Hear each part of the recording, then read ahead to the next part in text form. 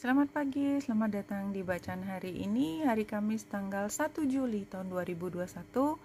Selamat datang di bacaan harian, bacaan umum untuk semua zodiak. Ambil hanya jika resonate, silakan lihat description box di bawah video ini untuk rangkuman bacaan hari ini. Saya masih menggunakan chart astrologi untuk tema awal, dan saya melihat di mana bulan berada saat ini. Bulan trine dengan Venus ini adalah hari yang relatif lebih tenang dan lebih menghargai diri kita sendiri, ya. Setelah semua kejadian carut marut di sekitar kita, apa yang harus kita pilih adalah keputusan yang menghargai diri kita apa adanya. Dan itu kemarin keluar di bacaan di terakhir, di mana kita perlu true to ourselves, ya, true to ourselves, jujur pada diri kita sendiri tentang bagaimana kita dan bagaimana kita menghargai diri kita, supaya orang lain juga paham bagaimana caranya menghargai diri kita. Seperti itu. Nah, di latar belakang saya baru notice, ya, kemarin sudah ada tetapi saya tidak menyebutkan karena memang detail sekali. Itu adalah Aries, ya, ada di Aries di 24 derajat 45 menit yang square dengan Pluto retro di Capricorn 25 derajat 57 menit. Dua-duanya ini adalah planet yang jauh. Jadi ini square yang sudah berlangsung cukup lama. Dimanapun ada Aries diaktifasi, itu ceritanya nggak ada yang cantik gitu ya. Sorry. Jadi bukan artinya menyesali semua yang kejadian, tetapi ada sesuatu di balik itu, di mana motivasi utama adalah kedengkian dan keinginan untuk merusak. Apalagi dia square-nya sama Pluto. Ini dua-duanya, si Aries sama Pluto itu jauh sekali di luar, ya, di luar.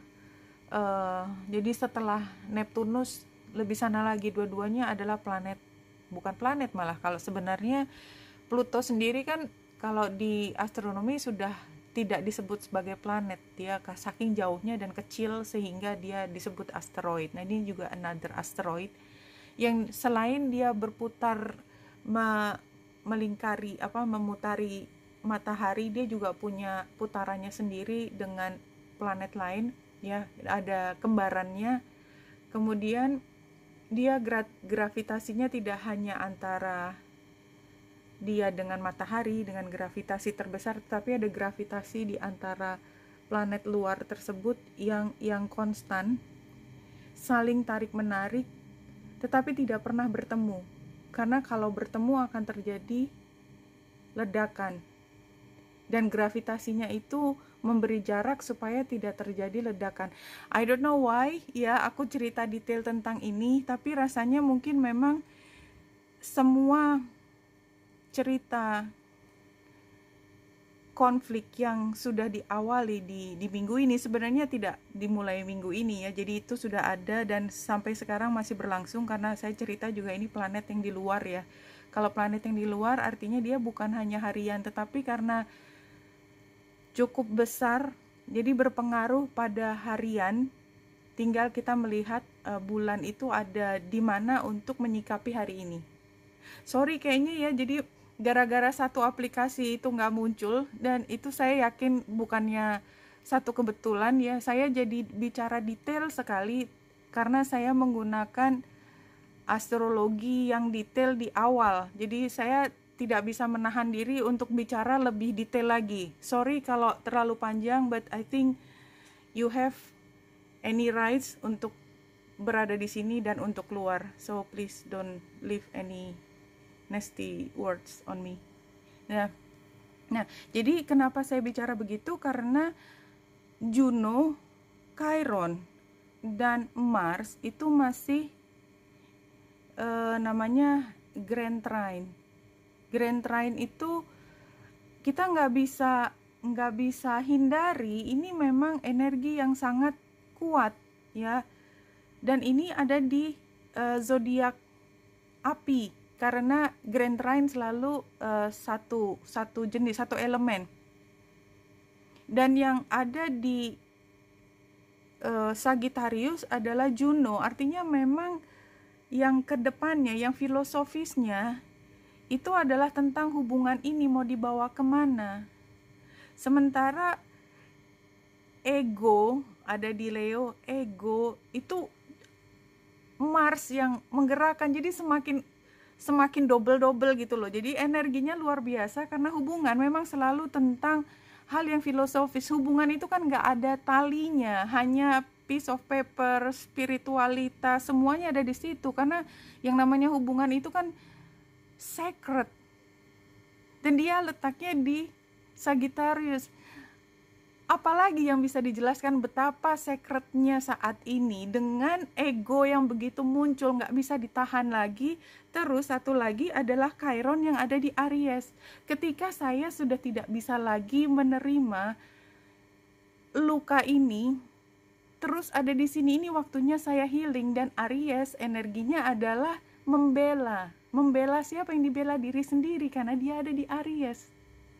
So it's huge. Ini adalah transit yang besar, periode dimana beberapa orang yang terkena dengan energi ini akan sangat terpengaruh, dan ini adalah kesempatan yang besar untuk healing dari hubungan yang kalau diomongin ya ampun gitu ya. Maksudnya saya juga kadang-kadang kalau menerima dia begini, dia begitu.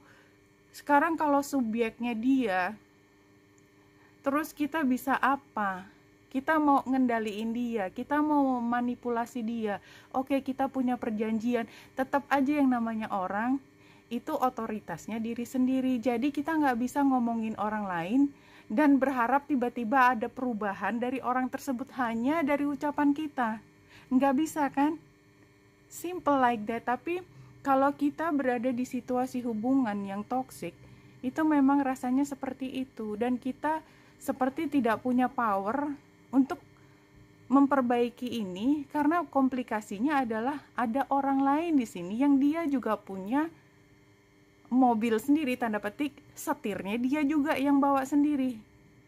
Mau nggak mau, dua kendaraan ini ya tinggal mau jalan bareng, mau ditabrakin, atau mau jalan satu yang satunya mundur, atau apa. Itu kan semua kesepakatan, dan itu sangat pribadi antara satu orang dan orang lain yang ada dalam perjanjian. Bahkan hakim atau apa yang biasanya menikahkan orang itu juga dia nggak punya hak untuk bilang mana yang menang lebih dari yang lain, nggak ada. Oke, saya nggak tahu kenapa minta maaf, karena saya juga jadi sangat emosional ketika membacakan. Ya, ini adalah kelemahan kalau saya membaca astrologi. Oke, anyway, kita lanjutkan. Iya, ini adalah satu pilihan. Apakah kita akan terus terjebak di dalam lingkaran yang ada ularnya? Jangan salah, di lingkaran yang ular itu ada apelnya. Artinya, memang complicated di situ. Ada hal yang kita sayangi, ada hal yang kita cintai, ada hal yang kita ingin konsumsi. Tapi dengan bayaran kita digigit ular. Something like that. Tentu saja itu kiasan. Itu pilihan, kita mau di situ, dan itu udah kita rasakan karena dia tempatnya di masa lalu. Atau kita mau memperjuangkan diri kita menuju masa depan, apa yang kita inginkan, gambar bintangnya. Tapi itu semua adalah pilihan kita. Kalau pilihan kita dan kita membiarkan diri kita punya power untuk membuat keputusan untuk diri kita sendiri, tidak ada yang perlu dikonsultasikan. Really, tidak ada. Karena jawaban semua itu ada di dalam diri pribadi masing-masing. Hanya kadang-kadang kita butuh orang lain hanya untuk berkomunikasi sambil kita mencari jalan, mencari terang. Oh, ternyata saya itu inginnya, oh ternyata saya itu butuhnya, oh ternyata saya itu tidak bisa, saya punya masalah dengan apa. Itu mungkin bisa ditemukan dengan komunikasi ke orang lain. Kalau kita lihat dari 3 kartu ini, Ten of Cups terbalik. Jadi saya cerita tentang hubungan tadi sepertinya memang terjadi di dalam rumah tangga dengan orang-orang yang kita cintai. Jadi konflik yang saya bicarakan barusan itu konteksnya bukan bisnis, sepertinya bukan. Karena di sini main perasaan, main emosi, main kepemilikan di hati. Dan tadi yang saya bilang sacred, memang udah jodoh, udah ditetapkan bahwa dua pihak, minimal dua pihak ini harus berproses belajar sesuatu dari hubungan yang carut marut, somehow sacred. Memang itu skenarionya, ada carut marut, dan ujiannya adalah bagaimana menyelesaikan semua carut marut itu dengan prinsip-prinsip hukum, tanda petik hukum ya, hukum yang masih membawa kita pada posisi yang terhormat dan kita menghargai harkat hidup manusia, dan utamanya adalah diri sendiri. Dan kita lihat memang hari ini sedang di dalam ini kan, jadi the past-nya Ten of Cups, present-nya adalah Five of Swords, kebalik, artinya ini perseteruan yang sudah entah berlanjut lama atau tanpa pemecahan. Dan kalau kita lihat the future-nya adalah the Wheel. The Wheel itu energi Jupiter. Itu energinya kalau di astrologi itu adalah yang tinggi, yang besar, karena memang Jupiter paling besar sendiri kan planetnya. Dia punya, sorry saya astrologi lagi, dia punya gravitasi yang besar, dan dia yang besar itu pun masih nurut sama gravitasinya matahari. Can you just imagine that? Ya, can you just imagine betapa besarnya? Artinya kalau menurut saya memang harus ada kekuatan yang lebih besar daripada keseharian kalau kita mau keluar dari masalah ini. Datangnya dari mana? Kalau dalam kehidupan sehari-hari, Jupiter itu adalah tentang spiritualitas. Ketika kita mengambil energi kekuatan itu dari spiritualitas, that's the only way. Karena kalau pakai rumus matematika keseharian, maka itu mungkin bisa rumit, karena yang dihitung kan jumlah harta, berapa lama, berapa, susah, rumit. Dan itu kalau kita mau ceritakan itu, kalau masuk di delik whatever itu bisa sampai 3000 halaman gitu loh. But something has to be higher than that. Nah itu makanya ada the Wheel of Fortune di kanan kalau kita ingin membuat satu perubahan. Dan kalau kita lihat di sini juga, kalau kita setarakan dua deck ini ya, Ten of Cups dengan ular, itu kan kayak ularnya memang ada di rumah tangga tuh. Five of Swords dengan tangga pilihan ini kan artinya kita mau memilih mau terus bergulat di situ atau tidak, atau kita memilih satu hal yang kita inginkan, dan di situ punya kemungkinan untuk membuat perubahan yang lebih besar daripada apa yang kita pernah bayangkan. Simply itu arti paling dasar, dan tidak dibuat lebih rumit dengan kiasan 1, 2, 3, 4, enggak. Jadi kalau kita lihat hari ini memang kita harus melakukan lebih dari satu hal, atau kita harus pakai logika dari berbagai sudut pandang, kerangka berpikir yang beda. Ya, paling gampangnya kita mau hitung pakai rumusnya ekonomi atau rumusnya psikologi misalnya. Jadi mungkin secara ekonomi nggak terlalu menguntungkan, tetapi ada hal lain yang kemudian memberi kemungkinan untuk berkembang, potensi. Tapi potensi itu juga harganya masih kecil karena semua masih tergantung banyak hal untuk bisa berkembang, something like that.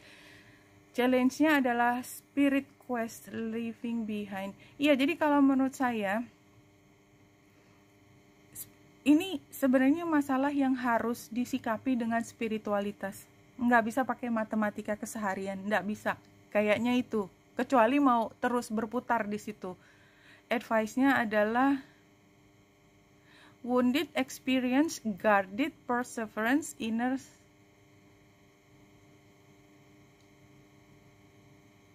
Kalau menurut saya, advice-nya adalah gunakan pembelajaran dari masa lalu, baik buruknya, karena kita sudah tahu bahwa siklusnya akan berulang kalau kita melakukan hal yang sama.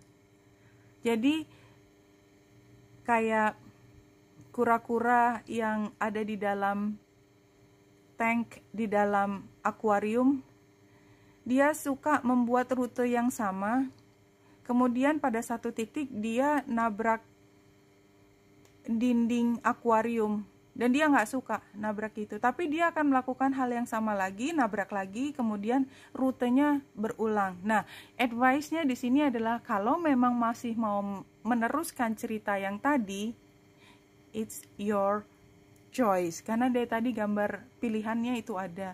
Tetapi kalau tidak ingin hasil yang sama, sudah pasti inputnya harus beda. Kalau rumus matematika kan gitu, kalau ada perubahan di sebelah kiri, kanannya pasti berubah.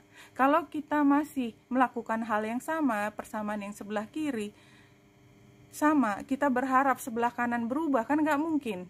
Jadi harus ada sesuatu yang berubah dari inputnya, dari yang sebelah kiri, supaya outcome-nya berubah. Outcome-nya protective, nurturing, resourceful, abundance, down to earth, fertile. Iya, jadi kayaknya setelah memutuskan semua itu, saya yakin apapun keputusannya adalah tergantung dari teman-teman sendiri, tapi teman-teman sudah bisa memilih ke arah minimal yang di kanan ini, seperti Queen of Pentacles ketika dia dalam kondisi matang. Queen itu adalah level yang matang, sangat menghargai emosi, artinya dia punya ketenangan di dalam hati, dan dia menghargai sesuatu, apapun yang dihargai, entah materi, entah cinta. Tapi sama sebenarnya ya, kalau kita lihat penggambaran semua Queen kan gitu, ada yang dihargai, dan yang dihargai ini adalah satu hal yang fisik. Kalau saya bisa langsung menangkap ceritanya adalah kenapa nggak disayangin fisiknya kalau terus-terusan berada di situasi yang toksik ini, kan boro-boro diet atau workout jadi cowok atau cewek yang molek, iya kan? Kalau kita lebih tenang kan kita bisa ngurus diri sendiri. Kalau kita pengen diet, kita pengen bikin badan kita menarik seperti ratu atau putri, we can do it. No, why not? Kita kasih lingkungan kita yang menyenangkan dulu, tidak di dalam toxic, sehingga kita bisa take care of ourselves. Maybe something like that. Nice, no? Kalau kita buat rencana itu untuk badan kita, untuk diri kita, so we feel good about ourselves. Evil is a fiction you have created. Let go of the fiction and know the truth, which is love. Evil itu kan, dia jahat banget, dia nggak pantas ngomong begitu. Nah, itu kan satu konsep bahwa yang kayak gitu itu adalah hal yang buruk dan lain sebagainya, dan itu kan memang ada pembenarannya, tentu saja ada pembenarnya. Tetapi kalau kita percaya bahwa semua tindakan latar belakang itu selalu ada tujuan akhirnya, which is kita nggak tahu sebagai manusia, karena yang namanya cerita drama pun kita kan butuh ya yang namanya antagonis. Kalau nggak ada antagonis nggak ada cerita kan. Dan oleh sebab itu yang antagonis itu kita sebut evil.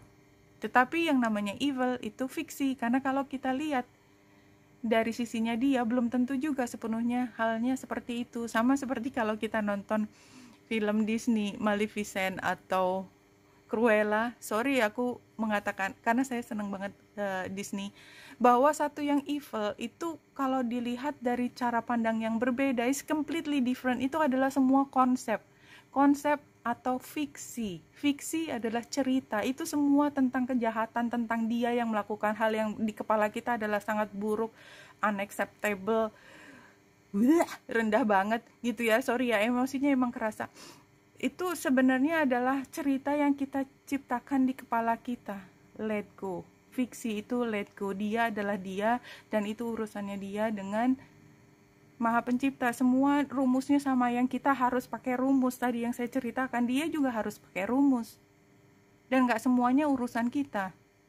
Let go of the fiction and know the truth, which is love. Karena sebenarnya kita berada di situasi sekarang bahwa kita selamat dari semua kesukaran, itu satu-satunya yang memungkinkan kita sampai di sini adalah cinta. Cintanya siapa? Cinta itu gak hanya dari orang tersebut yang kita bilang evil tadi ya. Enggak, cinta itu lebih besar, yang setiap hari kita ucapkan. Kalau buat agama Islam selalu melakukan sesuatu, kita mulai dengan Bismillah, yang maha pengasih dan maha penyayang. What else? Itu namanya cinta juga, cinta yang besar dan cinta yang paling utama. Sorry kalau sangat emosi, barangkali cara metode membaca saya membuat saya menjadi lebih emosi, dan atau mungkin memang sekarang periodenya sangat emosional, dan ambil hanya jika resonate. Semoga membantu. Salam hati dan cahaya.